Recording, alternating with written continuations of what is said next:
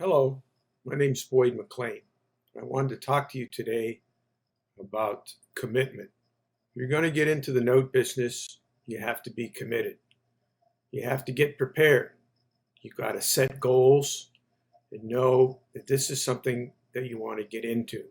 So many people say, oh, I want to get into the note business, but they're not really committed. You need to know what's involved, and also you have to be persistent. So many times people give up very easily. I have a situation right now where I'm contemplating buying a note on a house in Pennsylvania, and I can't verify that it's occupied. So I'm having to contact different people in the area and get someone to go out there to verify that it is occupied. And what's so important about it is in Pennsylvania in the wintertime, snow comes and it gets cold. And you don't want to be owning a note on a house that's vacant. And so you've got to be persistent and you can't give up. You must be willing to study and learn. One of the things that I do when people tell me they want to get into the note business, I give them a name of a book by Jimmy Napier on how to learn to use a financial calculator. People will say, well, why do I need to do that? I know how to use a financial calculator. Well, do you know how to use it as it pertains to notes?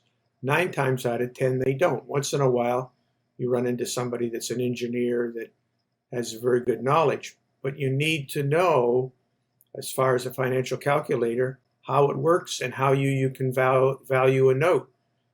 If somebody says, well, I have to get an 8% yield, and the note says on it that it's 4%, do you know how to figure out an 8% yield?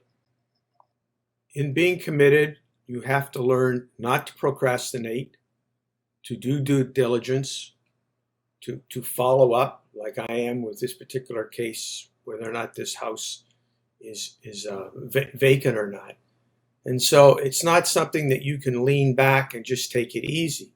You have money at stake in many cases, so you have to be able to be committed and move ahead, and that only comes with commitment. Don't compromise and don't sell yourself short. And you must always be continually working on yourself, staying abreast of changes in the industry, what's going on, what government rules and regulations, how to be able to check with states to find out if they've had any changes in their laws. There are judicial states and non-judicial states when it comes to notes, and you need to know which ones are judicial and non-judicial and why that makes a difference, especially if you have to foreclose.